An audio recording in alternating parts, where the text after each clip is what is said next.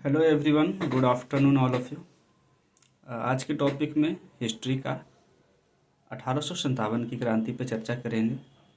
1857 की क्रांति के तत्कालिक कारण के बारे में जानते हैं। सब लोग जानते हैं कि मंगल पांडे के विरोध करने के कारण ये क्रांति हुई थी, है ना, जिसमें कि ब्राउन बेस राइफल की जगह एनफील्ड राइफल नया आई थी इंडिया में ब्रिटेन से, और उसके कारतूस में चिकनाई लगे होते थे, है ना, जिसमें अफवाह ये उड़ी थी कि इसमें जो है कि सुअर और गाय का, है ना, चमड़ी का इस्तेमाल किया गया है और उसका यूज करने के लिए दांतों से काटना पड़ता था।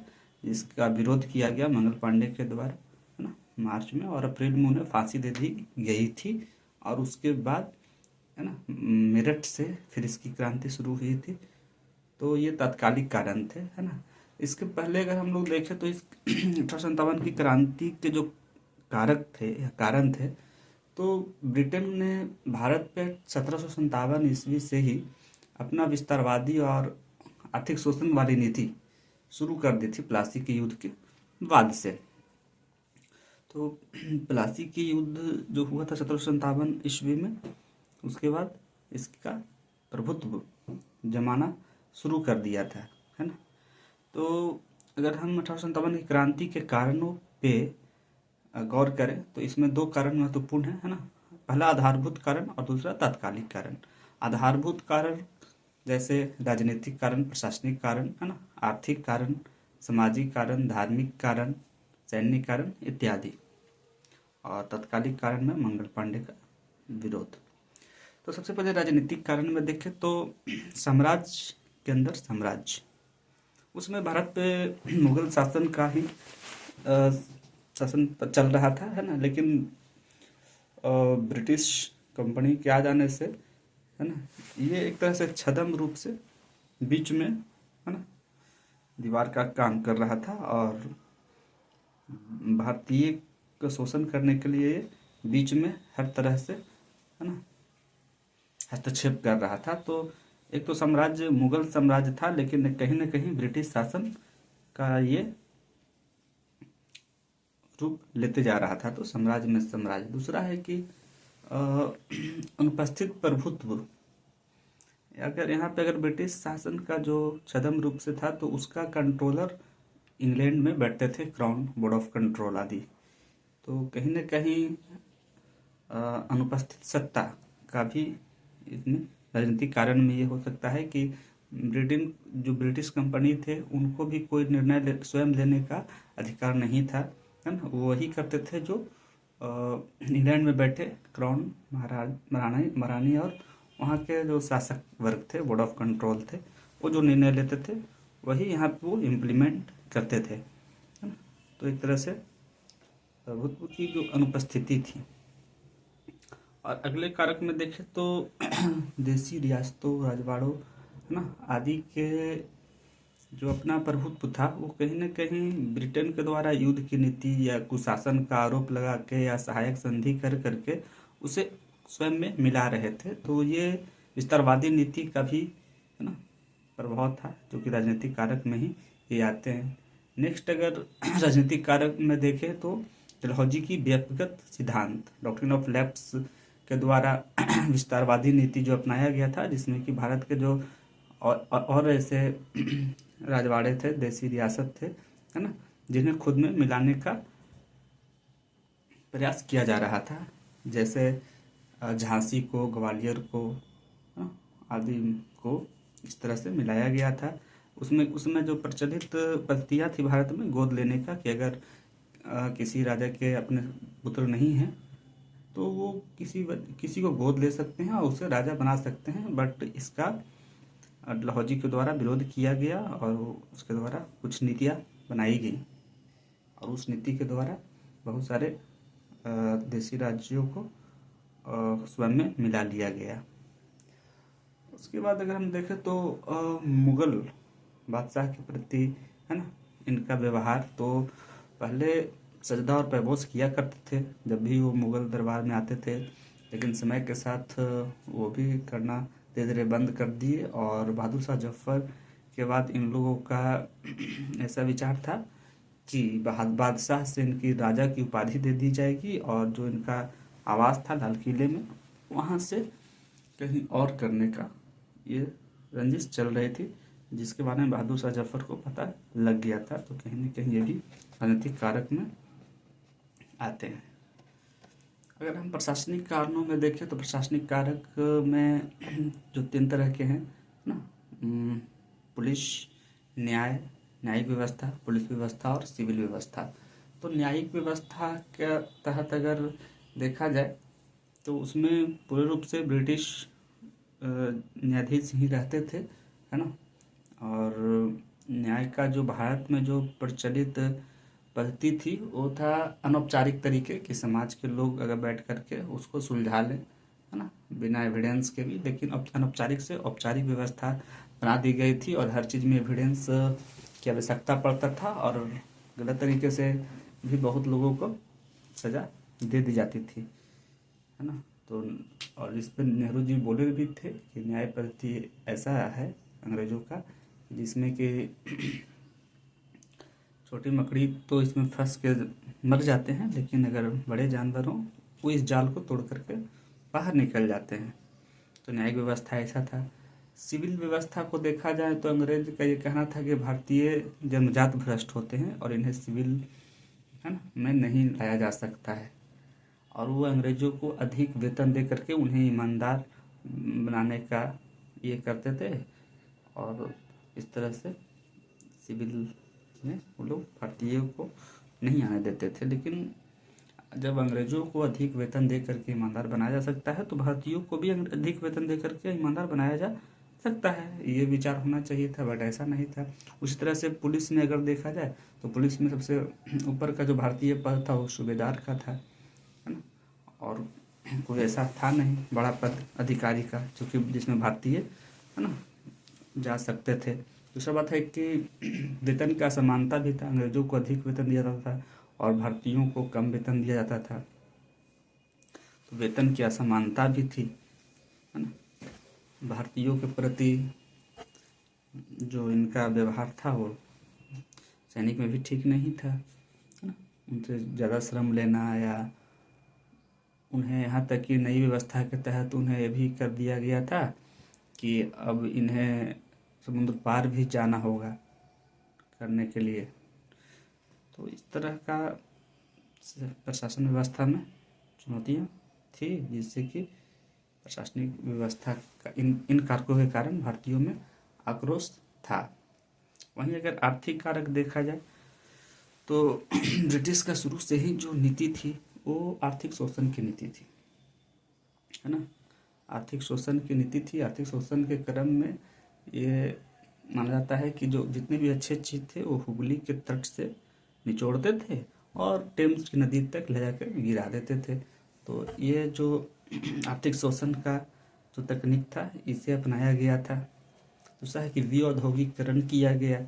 जैसे ही ब्रिटिश का जो उत्पाद थे वो भारतीय बाजार में आए तो भारत के जो शिल्पकारी थी या भारत के जो अपने उत्पाद थे, है ना, क्योंकि ये श्रम आधारित थे तो ये थोड़ा सा महंगा भी होते थे और ब्रिटिश के उत्पाद तो थे वो मशीनों से बनाए जाते थे तो उनका जो कीमत होता था वो सस्ते भी होते थे। तो इस तरह से भारतीय बाजार में पूर्ण रूप से उनका एक आधिपत्य हो गया और जो भारतीय वस्तुएं थे, उत्पाद थे, उनका डिमांड खत्म होने लगा और जो भी वाणिज्य क्षेत्र में थे वो धीरे धीरे अपने कृषि क्षेत्र में जाने लगे और इस तरह से औद्योगिकरण समाप्त हो गई, भारतीय औद्योगिकरण, और ब्रिटिश पूर्ण रूप से आधिपत्य जमा लिए। यहाँ तक कि भारतीय जो सामान होते थे उन्हें ब्रिटिश या कहीं दूसरी जगह भेजने के लिए उन पर ज़्यादा टैरिफ लगाया जाता था, इससे कि इनका वस्तु भी बहुत महंगे हो जाते थे और वो जब लाते थे सामान तो कम टैरिफ पे यहाँ पे लाते थे जिससे कि उनके वस्तुओं का कीमत सस्ता हो जाता था। इस तरह से विऔद्योगिकरण किया गया। उसी तरह से कृषि में वाणिज्यीकरण किया गया। खेती जो थे, है ना, उसमें वैसे फसलों का उत्पादन शुरू करवा दिए, है ना, जो वाणिज्य की दृष्टि से ही लाभदायक थे, खाद्यान्न के रूप में नहीं थे। इसे जब अकाल पड़ा तो इस है ना विविध तरह का समस्या भी आई, तो कृषि में वाणिज्यीकरण किया गया उनके द्वारा। इन सब कारणों से गरीबी का दुष्चक्र भारत में देखने को मिला, पूर्ण रूप से गरीबी का दुष्चक्र आ गया। उसके बाद अगर देखें तो सामाजिक कारण, तो सामाजिक कारण में भारतीयों को बहुत ही वह दृष्टि से देखा करते थे, है ना, अपने आवासों या अपने क्लबों में लिख देते थे, dogs and Indians are not allowed, है ना। ऊपर से भारतीय महिलाओं के प्रति उनकी नकारात्मक दृष्टि थी, है ना। उसके बाद अगर देखें तो भारतीय के जो रूढ़िवादिता और परंपरागत चीज़ें तो उसमें भी हस्तक्षेप कर रहे थे, जैसे सती प्रथा पर प्रतिबंध लगाया, बाल विवाह पर प्रतिबंध। तो भारतीयों को ये अच्छा नहीं लगता था कि रूढ़िवादिता जो हमारा जो परंपरा है उसमें भी हस्तक्षेप अंग्रेजों के द्वारा किया जा रहा है, तो इससे भी उसके विरुद्ध थे। धार्मिक कारक पे विचार करें तो 1813 ईस्वी में ईसाई मशीनरी का जो स्थापना किया गया, तो उससे की ज़बरदस्ती भी धर्मांतरण करवाया गया बहुत से लोगों को, और बहुत ही विविध तरह से इनके ज़मीनों पर कब्जा किया गया धर्म के नाम पे, है ना।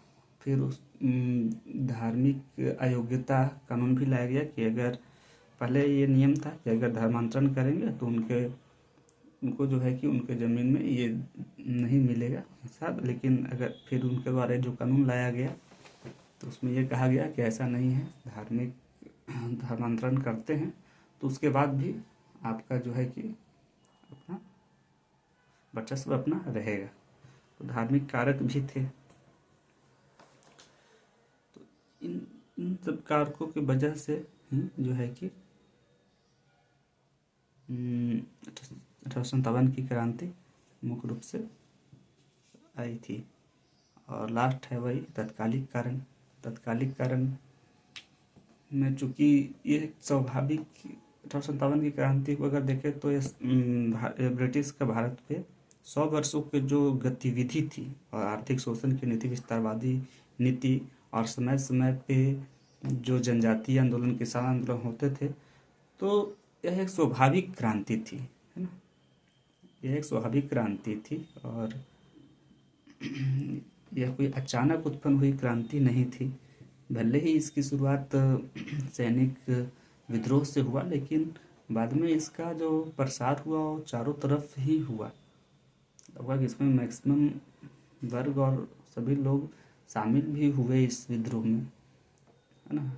और तो इसका जो शुरुआत हुआ वो मंगल पांडे के द्वारा हुआ, जो कि ब्रिटिश के द्वारा नई इनफील्ड राइफल लाया गया था ब्राउन बेस राइफल के जगह पे, तो उसमें जो गोली होती थी उसमें चिकनाई लगी होती थी, और ये वाह हुई कि वो चिकनाई जो है वो सुअर और गाय की चमड़ी के द्वारा बनाया गया है, और जिससे कि मुंह से काटना होता था।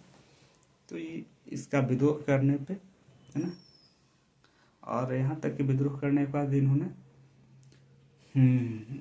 एडजुटेंट बागी को गोली भी मार दिया था, और सार्जेंट मेजर को भी गोली मारा था, है ना, लेकिन वो तो बच गए थे, बट बागी का देहांत हो गया था। तो उसके कारण इन्हें अप्रैल 1857 में फांसी दे दी गई थी।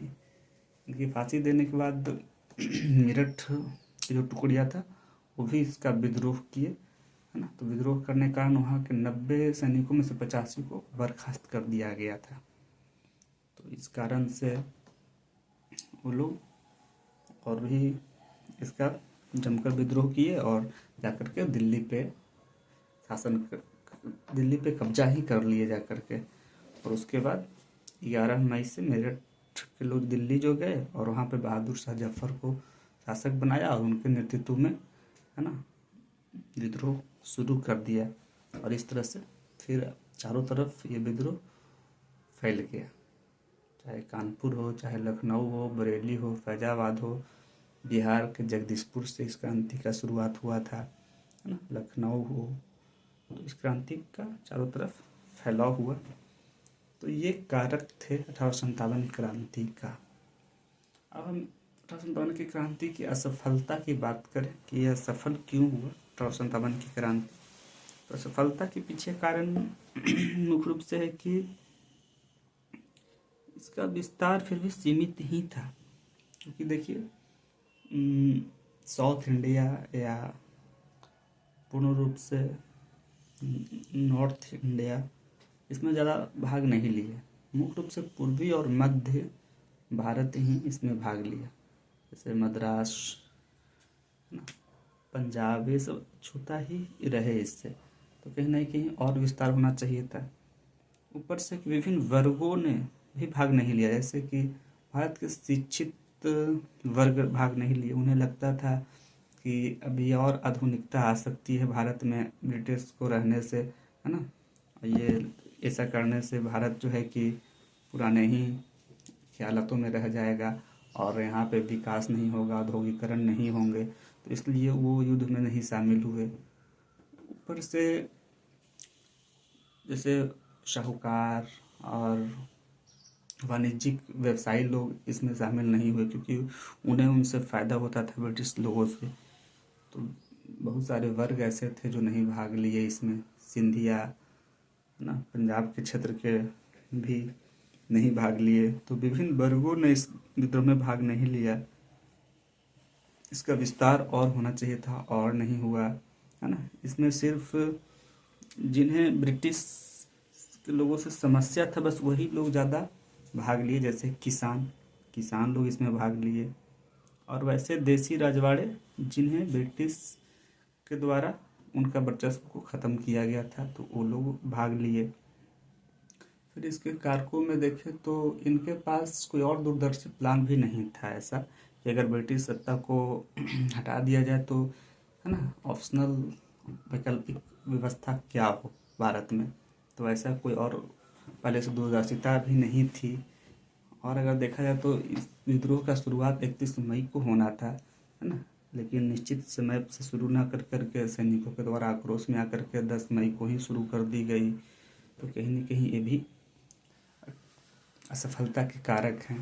ऊपर से अगर देखिए तो ब्रिटिशों को जो है कि अनुशासित सेना, है ना, उनका जो व्यवस्था था, चाहे वाहन का व्यवस्था, चाहे रोड का व्यवस्था, उसका उन्होंने पूरा इस्तेमाल किया, है ना। उनके पास आधुनिक हथियार थे तो उसका इस्तेमाल किया। उनके पास अच्छे सैन्य शासक थे, उसका उन्होंने भरपूर इस्तेमाल किया। और हर जगह का जो विद्रोह था उसको कुचलने में पूरी सफलता पाई। वही भारतीय जो विद्रोही थे, है ना, तो उन्हें इन सब चीज़ों का जो है ना, साधनों का कमी महसूस हुई और साधनों की कमी की वजह से असफलता इन्हें मिलती गई। प्लस इन जो जितने भी विद्रोही थे उन्हें आपस में समन्वय की भी कमी थी। आपसी समन्वय की कमी थी, एक दूसरे के से ना मिल करके इंडिविजुअल लड़ते गए और इसका फ़ायदा अंग्रेज़ों को हुआ कि उन्हें दबाने में, इस आंदोलन को दबाने में सहूलियत हुई। अगर एक साथ ये लोग मिल कर लड़ते तो कहीं ना कहीं मुश्किल होता। यहाँ तक कि लॉर्ड कैनिंग उस समय जो वायसराय थे वो कहते थे कि सिंधिया अगर इस आंदोलन में शामिल हो जाए तो मुझे कल ही बुढ़िया बिस्तरा, है ना, उठा करके वापस होना पड़ेगा। और उन्होंने ये भी बोला था कि सिंधियों ने, है ना, जो विद्रोह का जो धारा था उसमें ये बांध का काम किए, और अगर ये बांध नहीं होती तो हम लोगों को उखाड़ फेंकती। तो कहीं ना कहीं भारतीय जो उन्हें सपोर्ट किए, है ना, और बहुत सारे वर्ग इसमें शामिल नहीं हुए, तो यही असफलता के कारण कहे जा सकते हैं। अब 1857 की क्रांति के परिणाम क्या है, तो परिणाम में भी उसी तरह से देख सकते हैं कि राजनीतिक परिणाम क्या हुआ, है ना, प्रशासनिक परिणाम क्या हुआ, सामाजिक परिणाम क्या हुआ, आर्थिक परिणाम क्या हुआ, धार्मिक परिणाम क्या हुआ। तो राजनीतिक परिणाम में देखा जाए तो ब्रिटिश ने इस क्रांति के बाद जो है ना, अब ईस्ट इंडिया कंपनी को समाप्त कर दिया और अपने सत्ता सीधे क्राउन के हाथों में दे दिया और सैनिकों को भी सीधे क्राउन के हाथों में सौंप दिया। तो उसके बाद गवर्नमेंट ऑफ इंडिया एक्ट 1858 लाया गया है ना, जिसमें कि एक भारत मंत्री का पद सृजन किया गया, जो ब्रिटिश मंत्रिमंडल के ही एक सदस्य होते थे, उन्हें भारत सचिव बनाया गया है ना। उसको 1861 इंडियन काउंसिल एक्ट लाया गया है ना, जिसमें कि विभागीय व्यवस्था शुरू की गई। तो राजनीतिक और प्रशासनिक रूप से ये सब किया गया। राजनीतिक रूप से और भी देखा जाए तो उन्होंने रजवाड़ों से ये किया और बोला कि अब जो है कि किसी प्रकार का विस्तारवादी नीति अब नहीं रखेंगे है ना, और उन लोगों के साथ समझौता किया गया। और बहुत सारे वैसे जो सहायक संधि या व्यक्तिगत सिद्धांत के द्वारा राज्यों को हड़पा गया था, उन्हें स्वतंत्र भी किया गया। गवर्नमेंट ऑफ इंडिया एक्ट लाया गया, फिर इंडियन हाई कोर्ट एक्ट लाया गया, जिसमें कि कोलकाता, मद्रास और बम्बई न्यायालय की स्थापना किया गया, विश्वविद्यालय का भी स्थापना किया गया। फिर सैन्य में इसका परिणाम अगर देखा जाए तो जो भारतीय ब्रिटिश सैनिकों का जो अनुपात था वो बढ़ाया गया, यानी ब्रिटिश सैनिकों का अनुपात बढ़ाया गया, खास करके बंगाल, बिहार, इन क्षेत्रों में। और इंडियन या बिहारी या क्षेत्रीय पुलिस की संख्या को कमाया गया, और मद्रास में ब्रिटिश सैनिकों की संख्या कमाई गई और वहाँ पर क्षेत्रीय पुलिस की संख्या बढ़ाई गई। ऊपर से जो भारतीय सैनिक ब्रिटिश के पक्ष में थे उनका प्रभुत्व बढ़ाया गया, जैसे जाट, गोरखा, राजपूताना इत्यादि सैनिकों का जो है ना प्रभुत्व बढ़ाया गया और रेजिमेंट बनाया गया। और वैसे जो भारतीय सैनिक जो इन विद्रोही सैनिक के साथ थे या विद्रोही को साथ दिए थे, उन्हें हटा दिया गया और उन क्षेत्रों के सैनिकों की जगह पर ब्रिटिश सैनिकों को ला करके है ना अनुपात को ये किया गया। फिर अगर देखा जाए तो इन्होंने सतर्कता और रूढ़िवादिता का भी सिद्धांत लाया, और फिर कहा गया कि अब हम जो है कि भारतीय जो परंपरा है या रूढ़िवादिता है उसमें कोई हस्तक्षेप नहीं किया जाएगा है ना, तो उसमें हस्तक्षेप नहीं करने का ही किया गया। तो कहीं ना कहीं इसके परिणाम में ये है कि ये आंदोलन तो चलिए असफल हुआ, लेकिन असफल होकर के भी सफल हुआ, क्योंकि इसके बाद तो ब्रिटिशों को भारत पे नियंत्रण करने के लिए और भी उन्हें ज्ञान प्राप्त हुआ, लेकिन भारतीयों में राष्ट्रवादिता इसके द्वारा राष्ट्रवादिता है ना का विकास हुआ, और भारतीय स्वतंत्रता संग्राम में इसका बहुत ही अहम रोल हुआ, क्योंकि इस आंदोलन के द्वारा हिंदू मुस्लिम एकता का भी ये प्रतीक हुआ है ना। सब मिल करके इस आंदोलन में भाग लिए, तो जब भी आगे भारतीय स्वतंत्रता आंदोलन में वैसा एकता की कमी महसूस हुई तो इसका याद किया गया और राष्ट्रवादी विचार को बढ़ाया गया है ना। और एक चीज़ है कि इस आंदोलन का ही नतीजा हुआ कि भारत 1947 में यानी कि 90 वर्षों के बाद है ना इस तंत्र को उखाड़ फेंका और पूर्ण रूप से स्वतंत्र हुआ। तो आज हमने 1857 क्रांति की विस्तृत चर्चा की, आगे भी इस तरह के टॉपिक्स लाते रहेंगे। थैंक यू, मिलते हैं।